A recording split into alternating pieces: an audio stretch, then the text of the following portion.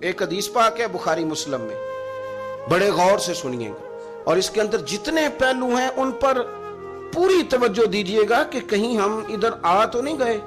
رسول پاک صلی اللہ علیہ وسلم نا ہمارے لیے سب سے بڑے حکیم ہیں، سب سے زیادہ حکمت حضور نے ہمیں بتلائی ہے کہ اس رستے چلو گے تو بچو گے، اس رستے جاؤ گے تو ہلاک ہو جاؤ گے۔ نبی کریم علیہ السلام نے فرمایا، بخاری مسلم میں فرمایا، 7 ہلاک کرنے والی چیزوں سے بچنا، اگر ان میں تم چلے گئے تو ہلاک ہو جاؤ گے۔ 7 چیزیں ہیں جو تمہیں ہلاک کر دیں گے، برباد ہو جاؤ گے، تباہ ہو جاؤ گے، ہلاکت کا سفر ہے یہ، 7 چیزوں سے بچو۔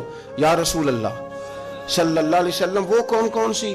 تو حضور نے فرمایا، اللہ کے ساتھ شریک نہ کرنا، ہلاک ہو جاؤ گے۔ دوسرا نبی پاک صلی اللہ علیہ وسلم نے فرمایا، جادو نہ کرنا، ہلاک ہو جاؤ گے، ہلاک۔ وہ یار جسے حضور فرما رہے ہیں ہلاک ہو جائے گا، وہ بچے گا؟ نبی پاک صلی اللہ علیہ وسلم نے تیسرے نمبر پر فرمایا، جس شخص کے قتل کرنے کو اللہ نے حرام قرار دیا ہے اسے قتل نہ کرنا، ہلاک ہو جاؤ گے۔ چوتھے نمبر پر رسول پاک علیہ السلام نے فرمایا، سود نہ کبھی بھی کھانا، ہلاک ہو جاؤ گے، ہلاک۔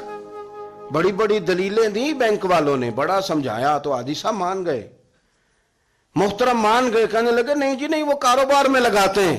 بڑے بھولے بالے ہیں ہم، پتہ سارا ہے، اور دیکھو سب کاموں کے باوجود مستقل بینکوں میں پیسے اس اکاؤنٹ میں رکھے ہوئے ہیں جہاں سے مستقل سود آتا ہے۔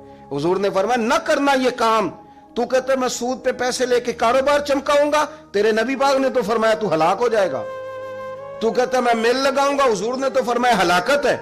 تو کہتا ہے میں بڑا کچھ کر جاؤں گا تو ہلاکت ہے۔ اچھی طرح سمجھ لیں، اصل مال بھی ضائع ہو جاتا ہے اس بندے کا جو سود کا مال ملا لیتا ہے، اصل برکت بھی اڑ جاتی۔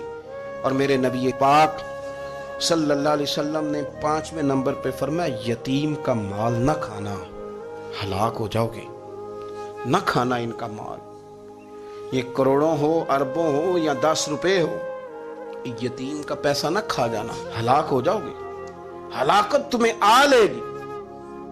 اور پھر 6 نمبر پر نبی پاک علیہ السلام نے فرمایا، کفر سے جہاد ہو رہا ہو تو کبھی پیٹ پھیر کے بھاگنا نہ، ہلاک ہو جاؤ گے۔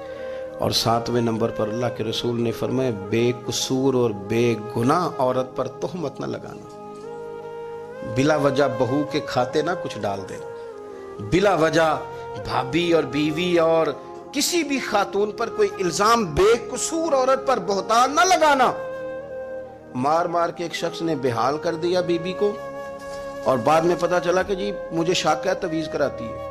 کیا آپ کی سوچ ہے؟ مسلمان اللہ کو ماننے والا، اور اس باتوں پر الزام لگائے گا تویز کرا کے لاتی؟